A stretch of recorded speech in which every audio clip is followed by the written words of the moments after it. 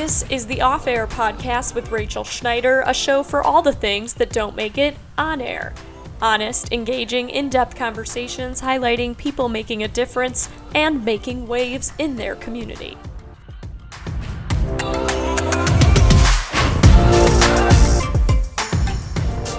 How are we supposed to be able to hear the voice of you being treated unfairly and oppressed when you're spewing back the same amount of viciousness and violence? You're just taking the opposite side.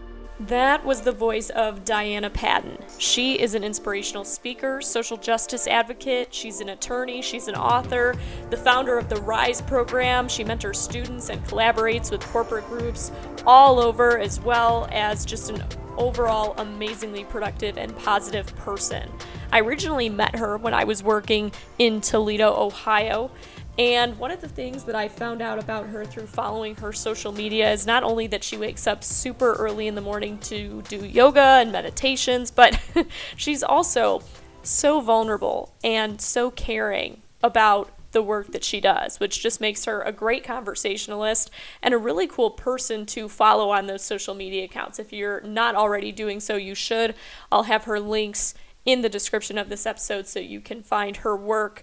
But we talk about a lot. We had actually a lot of catching up to do from the last time that I had spoken with her when I was, again, working in Ohio. But this conversation with her actually all started with me reposting a video of a traffic stop in Los Angeles. You may have seen this on my Instagram story or somewhere else a few weeks ago. If you haven't seen it, click the link in the description of this episode and you can watch it real quick so you know what we're talking about.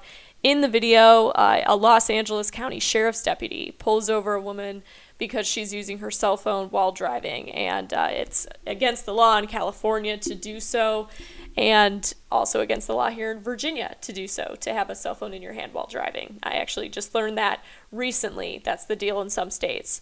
But anyways, that is what this deputy does, and he had actually purchased his own body camera and was wearing it at the time of this traffic stop. That's how he had the ability to record this and the ability for the video to go viral. But anyways, he pulls over this woman and she immediately starts calling the deputy a murderer, a Mexican racist. She says she's scared of him and demands he call over his supervisor. All of these crazy, crazy, hateful things. And he keeps his composure the entire time, like many law enforcement officers do. But I talked to Diana about this encounter because if you watch the video, you know how outlandish this is and just how appalling behavior like this is to watch from a grown adult. And we talk about how a lot of these things connect back to mental health. We talk about some of the stigmas around mental health with religion, in different parts of society. And I love what she says about people doing their own brain surgery after going through trauma. This is a necessary thing. She talks about the biases that people have with people from different backgrounds, people from different races, people with different professions, biases people have with police officers. And even more inspiring, Diana talks about her personal experience last summer of what she calls the George Floyd Pause. And again, she's a public speaker. She's spoken at TED and all these other engagements, but she talks about experiencing intense anxiety herself and getting help for herself. Just a wide variety of things that I think many people will probably be able to relate to in some way or connect with. And I was so happy that we got to sit down and have this conversation. I do have to warn you, I did not have the proper equipment for a podcast at the time that this was recorded. So the quality is, it's getting up there. It's getting up there. It's going to get better with each episode. I promise. But without further introduction, I hope you enjoy this conversation I had with the successful, the wonderful, the one and only Diana Patton. How are you? I'm doing good. So I'm joining you now from my new apartment. It looks a little different probably than the last time that we talked over Zoom. It's cute. Yeah, thanks. So I live downtown in a building now. I lived in a complex when I lived in Toledo, but I actually recently moved to Roanoke, Virginia for work. Yeah. And so whole new adventure. Are you liking it? Yeah, it's crazy. Well, I've always wanted to live in a different region of the country because I grew up in, southern Michigan, Ohio, Mm-hmm. and I never lived anywhere else. I was just like, my 2-year contract was coming up at work, and I had this opportunity within my company, and I just thought, I'm just gonna go for it. I'm just gonna do it. Why not? Do it. Yes, I love it. Because Yeah, adventure, and then just see the world. I mean, just go out and check it out. Well, that's but so yeah, cool. more mountains than That's Ohio, cool. that's for sure. Yeah, that's cool. I love it. But that's been amazing. But I'm so glad we could do this. I'm so glad we could connect. Yes, yes. I have been following you, and I was like, this Rachel. I like this woman. I mean, I just love the way that I mean, I'm seeing more obviously of you, Mm-hmm. and just like you're very multi-talented, multi-everything, funny. And yeah, so I just love that you are, Mm-hmm. branching out. Thanks. Yeah. Well, I've obviously, Not branching out. You're just letting us see more of who you are. It's not like you're branching out. I mean, it's just you're letting people see more of who you are. yeah, and that's the beauty of it too. I think with the internet and with multiple forms of journalism, because we have, for decades and decades we had TV news and broadcast news, but the Hmm. fact that we're able to have social media now and go live on different platforms and have YouTube and have Instagram and Facebook and Twitter, you just get so many more platforms and mediums to Yeah. showcase people's stories and the stories Yeah. that you're working on, and we get to have longer form conversations like this too about things going on in the Hmm. world that may not be local to us, but it still affects so many people, like no matter where Right. you are. So Exactly. it's so universal. And I've been following you too, obviously, since the first interview I ever did with you. And I want to say it was about kids in school, because we were talking about the effects of, I was it the The pandemic pandemic. maybe? Yep. And how I thought that, and it was like right at the beginning. And I said, Yes. we need to do social emotional learning, and we need to make certain that we're taking care of them behind the scenes and helping them out and connecting them with, because a lot of the kids didn't have the same sort of, laptops, Wi-Fi. I mean, it was right at the beginning. And Right. I was just so like concerned about, and I was working in the schools doing a lot, from a consultant perspective, and how this little pandemic really, I hope, shifted culturally a lot of the schools. And of course, then bam, George Floyd, right? It was Yeah. just like, and I go, I hope you're talking about this. I hope that we're having conversations about this. But there were so many layers with the schools, so many issues that they've had to deal with that, and then I didn't have a virtual offering, and Mm-hmm. I went through my own. This is a whole nother layer. I went through my own. I call it I'm writing about this, but the George Floyd pause, because I went through a serious, like the lampshade went down, and for the first time ever, I felt nervous to speak in front of people. I'm never nervous, No. okay, Oh my gosh. ever. And I got asked to speak at the first protest in Toledo, Mhm. and all the students from Notre Dame and St. Ursula, they, I do a lot of talks, and these kids were on fire to get protests going. And then, Miss Patton, would you come and do a protest and lead it? And I'm like, okay, and at first I was kind of like, okay. But Mhm. then, and they asked me to speak downtown, and I was feeling some kind of way about it. And I was like, what the heck is going on with me? That was the beginning of knowing something's not right. And then I just I started losing weight. I wasn't eating well. And I thought, am I sick? Do I have a serious disease? And so I went to the doctors. I started doing, I went to my doctor, my main doctor. My blood pressure was crazy.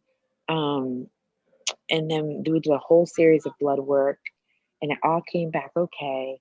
But then Mhm. I went and got my skin checked.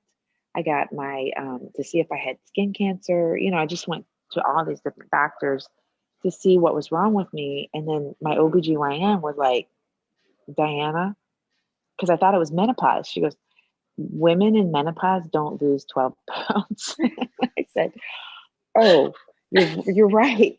She goes, you likely have anxiety. I go, me? Anxiety? She goes, and I just thought how proud I was. Like, I couldn't believe that I was struggling with anxiety because I'm this yoga, run, do all these things. You Then don't I started stop. to I mean, real, you're always going. yeah, Every time I see you, you're online, you're doing yoga on your Instagram yeah, lives. I mean, you have these like devotionals that you say in the yep, morning that I love watching in the yep, early morning, but yeah, you do a lot.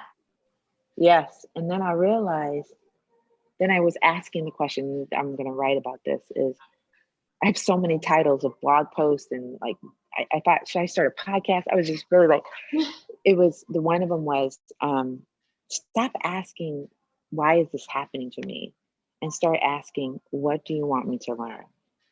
So I finally had to surrender like to God, like why is this happening to me, because I'm thinking I really loved who I was, and like my kids are finally gone, I can go travel the world and speak and do all these great things. And I just felt like God was like, no, I need you to really rely upon me and understand that in order for you to get to the next level, you've got to be broken down. Because to be honest with you, Rachel, I work with professional women, I work with people, I'm like, you gotta go, do all this stuff, and you could do this, change your mindset, just eat this, drink this green drink, do yoga. Some people, you if you have been dealing with trauma like me, Mhm. when things happen, your brain goes back to what it is that it remembers, that it can just kind of slip back there. So then, of course, I just was like, also, I survived my trauma by doing. Like my trauma, there's people that go through trauma as kids who just die. Like my brother took his life, right? He just committed suicide. Then there are other people like me, we just go like this. And then we go to law school, we write books, we get promoted in organizations, and we're like, go, go, go, go, go. But then when it's time for you to really just not have anything, zero, nothing, that's when it was like all I had was my brain. I wasn't able to go anywhere. I wasn't able to. And I felt like God was like, okay, now I can work with you. Now I need you to kind of dig deeper. And performance, productivity, your ego, that's you're basing your productivity and your performance on your worth. And that's a wrong methodology. You can't be doing this. Your worthiness doesn't come from performance. Your Right. worthiness does not come from awards, and I want to say I wasn't looking for that, but I was, Mhm. because, and so it's just so multi-layered. I'm trying to write about all this. But I want to help. Now I know, like, now I understand why some people just can't move. Now I understand why some people feel like they're lashing out. Like that lady, she's lashing out, on Instagram and talking to that guy like that. And I'm like going, Yeah. I bet you that woman has got some serious layers of issues. Not excusing it, but I'm just saying she's got problems. Yeah. And she's also realized she's drunk in some like idea of privilege. She's on the other side of Yeah. privilege. But anyways, Well, I digress. But that was what was yeah. going on with me. Well, and let's get into that too, because I know you mentioned when you had messaged me, and this was Mm-hmm. after I'd added the video to my Instagram story too, and you'd watched it as well, and you messaged me back and you said, I'm writing about this because I can't stop thinking about this. Mm-hmm. And just like you said, all those the multiple layers, and of course with the pandemic and the year that it has been ever since George Floyd, it's been over a year now, almost, right? Mm-hmm. Almost. Yeah, And it's yeah, been almost a year. yeah. And like you mentioned going on that pause. And I think Mm-hmm.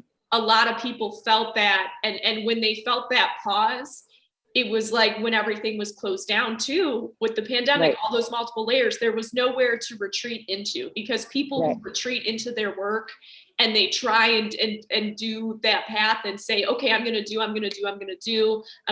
go to work. I'm going to be super ambitious. I'm going to do these awards. I'm going to be the best at my job. a lot of people couldn't do that because they were home, or because they had to be surrounded by other family members that they were home as well. And I thank you for bringing that up about just our first interview. I'm trying to think back to when that was. And I know it was, a little over a year ago, but it almost feels like 5. I know. Right. Yeah, because I mean, I keep telling people, I'm like, when last year and I was like, wait a second. No, that was 2019. Yeah. You know what I mean? Like, it just seems like it was just a blur. The whole year was just a blur. And what makes us as humans think that we can just absorb all that without taking a step back and just kind of pausing a little bit and going, okay, let me just make certain that I'm good, because you took all that in. Yeah. As a reporter, you took all that in. I don't understand. I mean, and okay, let me just say this. And this is why I believe that some people can withstand all that. Maybe they have a certain foundation about themselves that's so stable, that they have that stable upbringing where they're able to take those things and it just kind of falls off. Whereas someone like myself, who was, and this is what I know about neuroscience now, and this is why I'm so excited to talk about it, because some people who, had those first formative years, and they had to deal with more trauma, that's enough to take them down, because they would have to kind of take a step back, because you naturally go back to what your natural coping mechanisms. Now, granted, let me just tell you, Rachel, of course, I do yoga, I pray, I meditate, and I do all those great things, and they do work. They do work. But when you go through what we went through, the pandemic and all those things, that is enough to take people to their knees.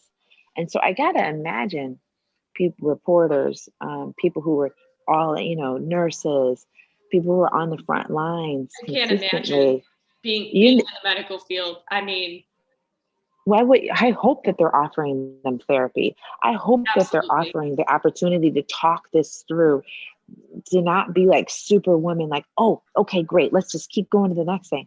You best give them some tools to be able to understand what they went through, because otherwise that's going to affect them later. Absolutely. So I'm hoping that they do that, and that they give them time to, understand. I love this book, The Miracle Morning. It just talks about like different practices that you can do in the morning time, which is, I'm a big on the morning time, to set your mind, to get your mind right, to go into, difficult situations. I'm going to tell you, Rachel, there were several times this past year I was like, I don't know if I'm going to be, I've never had an issue of trying to get out of bed. I'm having a hard time trying to get out of bed. I have a hard time trying to see a way forward. It was a really difficult season. So I just got to imagine so many people have probably traveled that season. Well, and I love what you said in your Instagram live this morning when you were talking to people about doing their own brain surgery and taking that time for themselves to do that.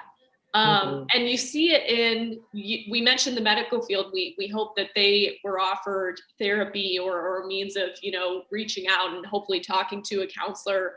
And it's something that is so necessary for not just the medical profession, but, my mom was a police detective for 25 years and worked with kids and worked with their sexual abuse cases. And one thing that we have always struggled on is she's never gone to therapy. And I think it's so essential for not just like people in general that are trying to work through that and do their own brain surgery, but especially those professions where you see so many traumatic situations and they're ongoing, because she'll go to a crime scene maybe and she sees a kid mutilated. I mean, it's like the things that she has told me, it just, there are images in her head that are probably never going to be erased, but then she has to, interview suspects and then go to court, and it's an ongoing thing. And she did that for 25 years. And it's like,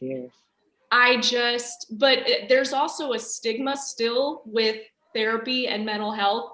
especially in law enforcement. And I think the Yes, domino effect of that has been seen the world over this past year. for sure. Because For sure. it's just, you can't go without it when you have a job and you're interacting. I think any job, especially where you interact with the public, you meet a lot of people, you go through a lot of experiences. It's so essential to talk about those things. But again, with the stigma, it's like, because I did ask her, I was like, why have you never talked to somebody about this? Because I'm 23 now, and I've gone to therapy, and it's worked wonders to do as you said. It just helps you get your mind right. But I had to ask, I was like, why did you never go? And she was like, Rachel, I was the only female police officer in my department. You know how ridiculed I would have been if I went to therapy? You know how, like, but she wasn't wrong, because that was what she was taught. I mean, in the police academy, there was like, it's still very much a male dominated field there. And if she had, I mean, the things that she's told me too about going through training, going through the academy, and it all goes back to therapy and just people needing to talk through those things. You know it. And I'm going to just talk about that stigma real quick, because it was such, I mean, I went through that even this past year, Rachel. Like, me? I need what? How ignorant of me for me to think that I don't need that. What is wrong? And you need to get it together. And it is a stigma. Even I will just speak for myself in the community that I used to live in, which was the church. Well, I still live in the church, but I'm saying that in the when I grew up in the Black church, especially, that's such a stigma. Oh, you just need to pray that away. It'll go away. It's what? No, we need to get wise counsel. That's also in the scripture. We need wise counsel. And I know currently, and I don't know if you know this, but I'm on this task force for police community relations in Toledo. Okay. And I know we reported on that. But again, it feels like years a long time ago. But yes, that's amazing. Yes. And yes, we're talking about that there too. We need to make certain that we have ongoing, consistent counseling and go through, we talk about implicit bias training, but we also need to go through, what's happening in your mind to make certain that we know that we have neuroplasticity. That means that our brains can change, but we have to do the work. It's like, I was just in the gym for an hour and a half, doing yoga. You got to work this. You got to train your body. You got to train your heart. You got to train your brain. And so it's just ignorant for people to think that they don't need to talk that through. And we need to. We're not superhuman, and I'm a Christian, and even Jesus needed to do this. What makes us think that we don't need to do this? Right. So yeah. And just like we said, so many layers to this, but let's talk about it. Let's talk about that video, because I want to hear, what was your first reaction when you saw that? It happened on April 23rd, and the Los Angeles County Sheriff's Department is still investigating the situation.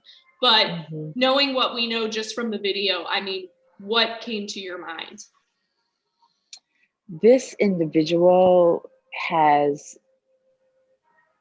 to me, she's no different than the individual that was in the park that was calling on the police about bird watching. Same thing. What was this woman doing? She was using her power. And she said, you know what? I'm going to go ahead and I'm going to use my privilege as an individual which she has every right to do that, to record and do all that other stuff. But to automatically assume that this individual is a murderer, right? And then also to call him out and say these racial epithets that, oh, you'll never be able to be American because you're Mexican. Like, what is going on here? White. Yeah, she was like, you'll never be able to be white. Oh, you'll never be white. You'll never be able to be white because you're Mexican. Is that what she said? Yeah. And I thought, oh my gosh, it was despicable. Mhm. It was despicable that you would treat another human being like that. So here's the other thing is like people think that in order for them to be able to make someone understand them, that you treat them with the same vile and viciousness that has been done either to you or to other people. You believe that in order for you to get it, that I get to beat you over the head with the same type of things that you've done to me. That just doesn't work. Mm-mm. That, and I'm just gonna say hate, it doesn't drown out hate. Hate and anger and it doesn't drown out hate. Now, granted, I'm gonna say this, like some people, some you do get angry. As human beings, we get Right. angry, we get upset, we get frustrated. But for you to take that and make all those blatant assumptions and Mhm. to utilize that in the way in which you did is sickening, and this person needs help. And you're no different. I always say, like, I do civil rights work. I was the general counsel at the Fair Housing Center, and I've done a lot of civil rights work. How are we supposed to be able to hear the voice of you being treated unfairly and oppressed when you're spewing back the same amount of viciousness and vileness? To, you're just taking the opposite side. And so, in order, I always say this, and people can say what they want, but I always say that in order for you to be able to deal with the situation that you're not being treated fairly, go talk to someone. Yeah. You know, if I were her, if she felt like she was not being treated fairly, then ask, Mhm. right? But then listen. Okay, you can have your phone on, but that's just horrible, It was horrible, appalling. despicable. Just It appalling, was, despicable. Just the way that she said it, it was almost nonchalant, like the way that she was spewing some of these words, like, you're a murderer, you're a murderer. Just the way she said it. I'm like, that's a mhm, really sprawling accusation to make in front of someone who is in, like, he could throw the book at you and you were mhm, using your cell phone while driving. I mean, mhm. it's, and that's the law in California. It's a primary, offense to use your cell phone while driving. You don't need to, if an officer sees you're using it, your cell phone is in your hand, they can pull you over. And that's the law here in Virginia as well, that I just learned 2 days ago. um Mhm. Well, and that struck me. yeah. I'll be honest. When I Yeah. saw that, I was like, well, why is he? I mean, honestly, because we don't have that in Ohio. Right, exactly. It was Okay, I'm still, just going to keep it real. yeah. I don't like that. Yeah. I don't Well, like that. I mean, I know it's a law, but I mhm, think that's stupid. Okay, I'm just going to keep it real. mhm. That's not I mean, it just doesn't make sense to me that that would be the case. Because what's the difference between, I don't know. So, okay, but see, I mean, that does not make sense to me Mhm. because I think that that kind of offense, those kinds of things, we need to get over those kinds of things. Picking up a cell phone. Yeah. I mean, okay. I know you shouldn't be having your cell phone, and I understand we don't need distracted driving, but those kinds of things, like pulling someone over because of that. Mhm. Um, okay, so I'm just gonna rest my piece there. Well, and I think I it know it's creates a a law. barrier too with, because I think the assumption is that a lot of cars now have that capability that you can, like, make your phone Bluetooth into your car, but a lot of people don't have Yeah, that in their car. A lot of people yeah, still that's don't. true. I mean, there's people that still don't have smartphones. I mean, there's many people who That's maybe true. don't have, like, a flip phone, or if they're younger, I know I had a flip phone when I was younger. Maybe they're a teen and they've still got a more basic phone and they're picking up the phone to call their parents or something on their way home. I think Yeah, there's a lot of, ways that it's technology is still not caught up. I think people assume that everybody is going to have a car that has that, to plug it in. But no, sometimes you need to make a phone call. And it's like, we see enough of the commercials, don't text while you drive. Like, we get that it. that doesn't excuse it. That does Yeah. not excuse But that her. was a And I question a did lot of they people had. yeah, but did they identify her? So we have not identified her yet. From the report that came out 4 days ago is when the video was published, and this happened on April 23rd. They say it's still under investigation. was the last that I had seen. And what was interesting though too is the police officer in the article, it said that the body camera he was wearing, he had purchased for himself. This was not issued by his department.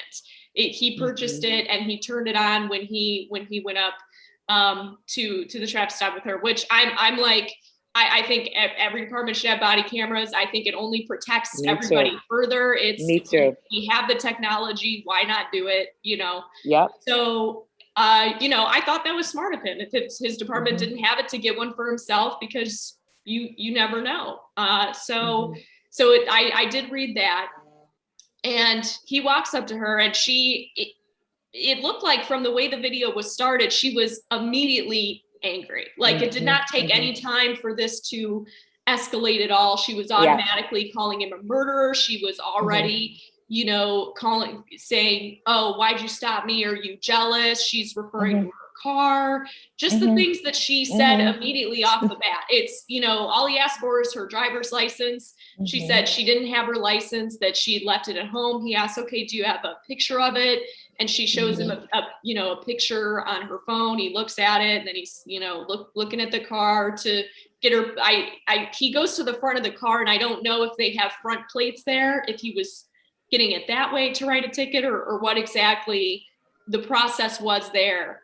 But the things that she started saying, like I said, it took no escalation time. It was like off the bat, she's calling him a murderer and referring to his race and and it just, that part made no sense to me, is that it was already so, she was so infuriated by being pulled over, and saying, she did say that she was scared of him. And she says that she'd asked him to call his supervisor, which he says he did. And then later in the video, we see another officer come over, which we assume is the supervisor, saying, "Hey, this is why he pulled you over. This is what's going on." But throughout that entire encounter, her referring to him, saying, "Oh, he's a Mexican racist. He's a murderer. He'll never be white." It was so childish. Like you mentioned before too, earlier, we want to give people the benefit of the doubt that, like, people get angry and things happen. But when you start saying words like that, there's no excuse for that. But she is no different than any other person, a racist person, speaking and spewing out that hate. So she has, and my first, I'm just going to keep it 100. Yeah. My first thought was, oh, this is a Black woman who's in here saying that, because there's a privilege that we're holding, because I dare you to try to do something to me. I dare you, with everything going on, you better watch out. And, because I don't know, it could be wrong, but then also too, for her to blatantly say, and I'm a teacher, and knew it. Right. She just was going ahead and just saying exactly how she felt, because we get so into who we think, and again, that is privilege at its best. That is privilege at its best. And when we take our privilege and we mutilate and we put it out there, we use that authority and power in the wrong way, that's when everything breaks down. Because you believe that you're going to get away with this. Yeah. You believe, and you're trying to incite it to the point where I'm just going, and he was completely and 100% doing what he was supposed to do to de-escalate the situation. Now I'm going to say this. I'm wondering, you're like this, what if this happened to a Black man? If this would, what would have happened? Right. Yeah. And then I don't like, and making the assumption that this is a Black woman, or a woman in general. And we're utilizing that power in the wrong way. But I really truly believe that in that situation, had it been other people, it would not have gone that way. But then again, perhaps he had the camera so that he could show what really goes on the streets at times.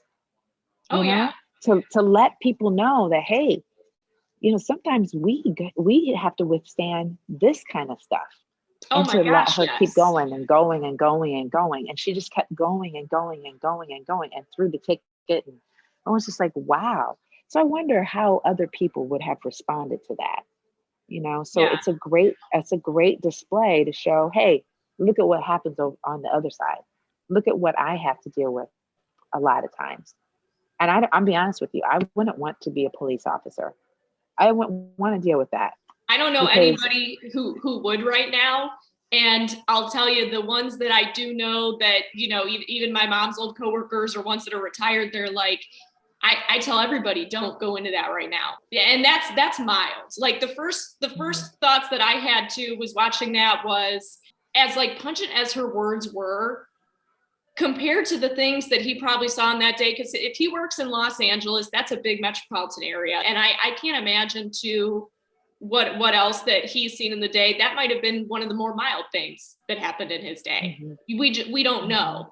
But I think it was smart of him to have the body camera to show that side of it. And I think many police officers too will tell you, it's like, okay, well, that's not even the worst thing that I heard this week from somebody that I can imagine. that I pulled over, or from an incident, or from a domestic violence situation, or from, I think that that's mild compared to a lot of the stories that not just like the past year, but just things in general, and the trauma that profession deals with on that side of things. So this is her normal modus operandi. I mean, this is normally probably how she acts. She probably treats people like that when she's at the grocery store.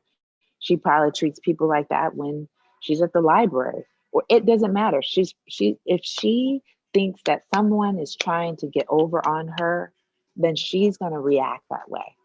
That's likely how she's going to react, because she's protecting whatever she thinks that she has to protect. And she has just, she's fallen into this whole bias. She's got a bias against police officers, obviously, but I wouldn't, I can't imagine how she treats the kids in the classroom. How Oh does my she gosh. treat her kids in the classroom if they step out of line? I can't imagine her she probably will go off on them. I wonder what her relationships are with the parents. If they're not doing what she wants, I can imagine, but that type of attitude, I see that attitude a lot in people who believe that they deserve to be treated a certain way. Everybody deserves to be treated with respect. Everybody Yeah. deserves to be treated with kindness and compassion. But she has got some faulty thinking. She's got a lot of biases. And she also, again, people don't understand privilege. Privilege comes in a lot of different ways. Because again, she believes that she's higher up here and you need to come up here. And she's hurt. That woman has a lot of hurt in her. And she's spewing that out on other people. Yeah, and the fact that she said that too, especially in this world as well, I don't know if she realized that he was wearing a body camera. I would just assume, I mean, normally I assume that most departments have them now because they are a lot more available than they used to be. But with everything going on, I was surprised that she would talk to someone like, I mean, anyone like that, like we said, it's that's a terrible way to talk to anybody, but especially someone in a profession where they typically are wearing body cameras and you're on camera, like you could be recorded. With everything going on, it's like we've seen the incident, like you mentioned, in the park, where Yeah. that woman was brought to light, and the internet, I mean, people can find out what they want to find out, because she was identified, and then her job was notified, and I believe she was fired, that woman in New York, right? Yeah. And so Yeah, it's she was like, fired. with everything going on, it was surprising too that, I mean, if she identified herself as a teacher, we see her car, we kind of see like the outline of her hair, we don't see her face. But I do wonder if in that community, people recognized her from seeing that video. And I wonder if there are any repercussions already happening that haven't been published yet or come to light yet, because it's almost, I think there's another layer of accountability that comes with technology and comes with this new wave of journalism that we're seeing too. And people are realizing when they say the media, everybody's the media now. Everybody has a cell phone with a camera and a video. and a video camera. Everybody's the media. Everybody can publish anything on the internet whenever. So, I mean, it's just, there's more accountability in that phase that I think I want to say it was Will Smith, and forgive me if that was a retweet from him that I saw, or if it was somebody else that said that first, but you know, somebody said last summer, you know, racism never went away, but now it's being filmed. Like now more people are picking up the cameras and showing, no, this is what we have to deal with. This is what we experience. And going back to the police officer side of it too, as you know, I'm assuming from what the woman said that he was, you know, a Mexican ethnicity. And it's like, okay, this is what I deal with. Take a look. Right. As a Mexican man, as a Mexican American, as a police officer, this is what we're dealing with. And like I said, with the body cameras, but with people also having their cell phones and being able to document these things now, it adds more layers of accountability, and it adds another layer of perspective for people to see this is what we go through. Yes. She's a racist, undoubtedly. Yeah. However, you know, and I keep saying this, Rachel, but and this is why people don't understand the same type of audacity and the same type of boldness that she did. She knew that there was a camera, she probably would have done it. She probably would have said the same thing, because I felt like the police officer on George Floyd's neck and how he just sat there and looked, knowing he was being filmed, knowing he would get away with it. She feels the same way. I'm going to get away with it. I'm not going to have anything happen to me. And this is just because this is how I am. And I have the right. That's how she feels. In her heart, she believes that you need to understand. And that's so wrong. But see how many people are like that in this world. And the beauty, like you said, the beauty of a camera is then we get to see people's normal daily interactions on film. That's why I keep saying, that's who she is. And that's how she interacts all the time. That is irrefutable evidence. Irrefutable. Yes, this is who you are. And this is what we have to deal with every single day. And so, you know, even police officers, whatever. And so this is why a lot of people need help. A lot of people need help. We need to talk in the media about this. We need to talk about bias. We need to talk about privilege. It just can't just be a class. Yeah. We need to talk about like power, what people yield. They take power and they abuse it all the time. And white people who abuse it. We have Black people who abuse power. We've seen more so in our country of white people abusing power through privilege historically. There's a whole conversation we can have about that. But we see other people utilizing their power and their privilege. Any way you look at it and you abuse it, it's wrong. Yeah. You're making assumptions. You're utilizing systems in a way that are just trying to impact you in a positive way, and you're using it in a wrong way. And that has to stop. And that's been my thing. I'm like, I don't care who you are. You need to treat people this way. Yeah. It doesn't matter that this person treated you this way and they're this color and they wear this uniform or whatever. That doesn't mean that then you get to treat them like that because of all the other people. I think that we need to have conversations about how people treat people. We need to change protocols, but that doesn't give you the license to go ahead and cuss someone else out and treat them funky because of other. This is the whole problem. Well, and I said and that, that's what's happened. Yeah. And when I posted the video too, I had said when I posted, I said, if you talk to anybody this way, how can you live with yourself? Like I don't understand how someone can come home at the end of the day from having interactions like that and be like, yeah, I'm a good person. Like, no, how can you talk like that? But obviously it's taught and developed and it's like ingrained, like you said, that privilege that she's probably thought that maybe most of her life. And it's so I'll ask you this now. Because we're seeing more of this education come to the forefront. We're seeing more of these conversations coming to schools in the past year and into workplaces too. Do you think that therapy and that working through these things in that type of setting could reform somebody who thinks like this, or are they a lost cause? I think that we need to be able to show videos like this, have conversations like this, and say, what do you think? How would you be in this particular situation? We need to show more real life situations like this. And is the question, can people be reformed? Is that the question? Can therapy, like if this woman went to therapy, do you think that could help resolve maybe some of these internal issues or this, privilege that maybe she obviously thinks she has, or just the audacity to talk to people like that, to anybody? First of all, anybody who goes through anything first has to recognize, do you think that this is wrong? Do you believe this is wrong? Because if she doesn't believe it's wrong, or she doesn't think it's wrong, we can't go anywhere from Jump Street. We got to recognize this is not how you treat people. That's first step, number one, that there's a problem. Number one, recognize a problem. That's AA, that's anywhere. Racism, anything.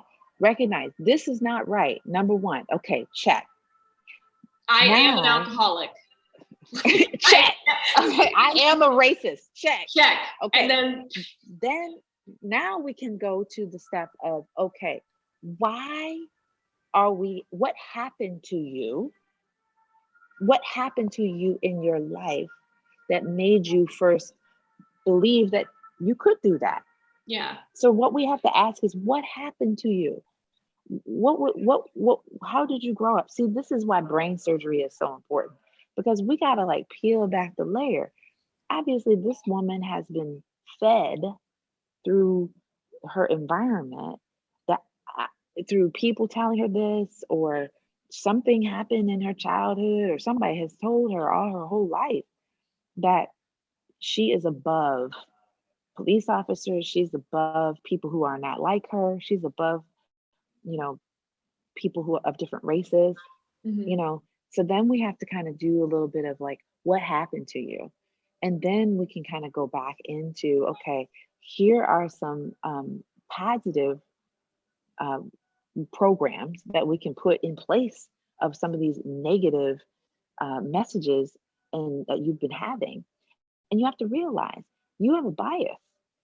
You have a bias that you naturally have gone to because it's just automatic. And you've got to slow down, pause. I have this acronym I use, PASS. To pause, assess, get some space, and speak. Don't have the first thing that comes out of your mouth. Pause, because that 30 is called a 30 to 90 second no regret zone. Because 30 to 90 seconds, if you're constantly going out, that's really kind of your inner thoughts. And you're not taking in consideration other people, but you got to pause. So, oh my gosh, there's so many steps, but the first step, Rachel, is you got to recognize that's wrong. Can people reform? Can people change? Of course they can, but it takes work and it takes effort. And I'll be daggone if anyone who's in a uniform, or who's a leader in an organization, or who's leading people, everybody needs to go through this kind of training. Everybody needs to go through this I call it my passion training. Pause, assess, get some space, and speak. That's PASS. So that you can gain insight, you can become open, and you can gain knowledge. You need to learn about yourself and other people. That's my passion acronym. So that you can stay passionate about treating people fairly, treating people with love, treating people with compassion and empathy. But there's so many people who, especially now with everything that's happened with systemic racism, there's a lot of people who are just don't like police officers. They're never going to give a police officer a chance. They're going to cuss a police officer out. I mean, everything that's happened. So our communities need to find ways to help our communities get better and learn how to treat people better. To bring somebody's race into any encounter like that, to Oh my to God. assert that in that way. I just, So wrong. it was appalling to see. So I'm hoping that we get more information in the coming days of like what is going to happen from there. So If Rachel, anything. this is my work. This is what I believe. This is why I was so adamant when to talk to you about it, because this is my work. There's so much healing that needs to happen in our communities. We There's reform that has to happen, of course, with our police, and I'm working with, helping to make that possible. But we as humanity, we as humans, and being with one another, there's a lot of work to be done. And a lot of us have been traumatized. A lot of us have gone back to those programs and those belief systems that are faulty.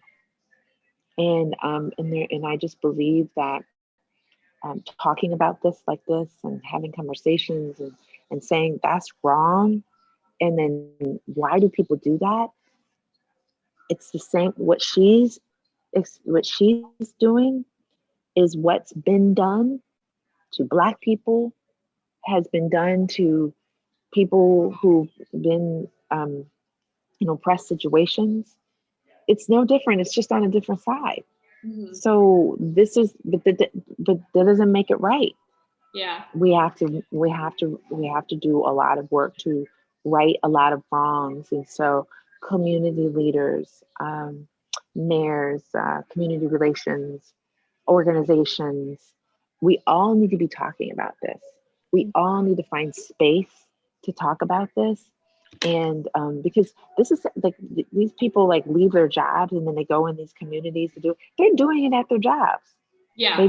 They might be hiding behind certain types of things, but they're doing that. Well, and All how right. And scary would it be if she says she's a teacher? How scary would it be if she has people of color in her classroom? If she has oh yeah, students that recognized, oh my gosh, that's my teacher, and then parents have to see, wait, my child is in a room with that woman like 8 hours a day. yes, Or I mean, it's yes, just, I would be appalled if I knew yeah, that somebody was interacting with my child who acted like that towards anybody. right. That's right. So this is the work, and it's multi-layered, and it does. She needs some help. Yeah. She needs help, and she needs a lot of. She does not need to be leading people. She does not need to be in a classroom. She needs to be in a counseling session, and she needs some help. And so I feel like this is and then a lot of other people who, you know, have that same mindset. They may not say those kinds of things out to people, but they have that mindset. And some of them have degrees, some of them have PhDs, and they believe this kind of stuff. Yeah. So it doesn't matter how smart you are, or I mean how educated you are in terms of mainstream education. You Right. need to be educated in compassion. You need to be educated um, in empathy, and in treating people fairly. But if you don't love yourself, you don't know who you are. You've been programmed at the hands of racist people who have hate within themselves. That's how you're going to treat other people. Yeah. So Yeah. I have But people calling me, yeah, wondering where I'm at. I know, but I this got is my good. I'm glad we were able to fit in and talk this Rachel. morning. Yes, When you messaged yes, me last night too, I was at the bar and I get a message from you, and it was like 12:30, gonna be 1 o'clock. I'm like, oh my God, I have to go to bed. I have an interview in the morning. I yeah. got to do I something. was I I was up late last night with my family. We were all celebrating with this other families, and I was like, oh my God, I got to go to bed. Um, but anyways, I would love to talk to you more because I would love to learn about what you want to do.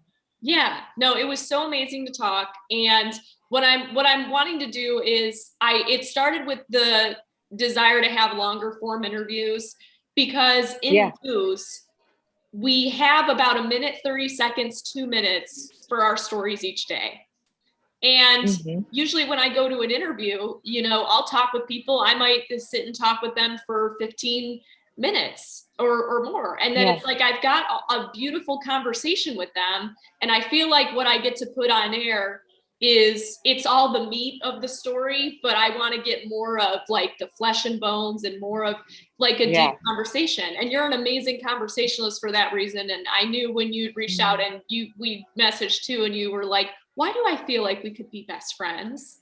Yes, exactly. But right. I think it's awesome that I love watching you. I love watching your Instagram videos and your updates with your work, because it's just so refreshing to see people who are so vulnerable with their work and with the people that they work with. And I think that that's the key to be able to have these conversations and bring a lot of these topics that they're tough topics. They're tough to talk about for a lot of people to the forefront. So I think it's been amazing talking with you, and I hope we can do it more. Yeah. Me too, Rachel. I have some work I'm doing with a company where we do what's called stories and courageous conversations. I believe every organization needs to implement this into for the very reason of what we're talking about. Yeah. So I'm gonna send you a pitch and see if we can put this on air. But because I really believe that this is something we touched upon, something that's huge that we need to talk about more, and companies need to find a way to roll it out in their organization. So, yeah.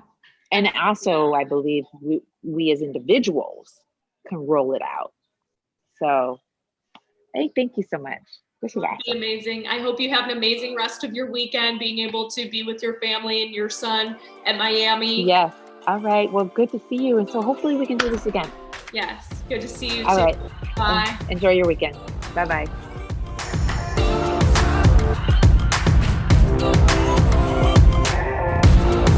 Thank you so much for listening. This has been an episode of the Off Air Podcast with Rachel Schneider.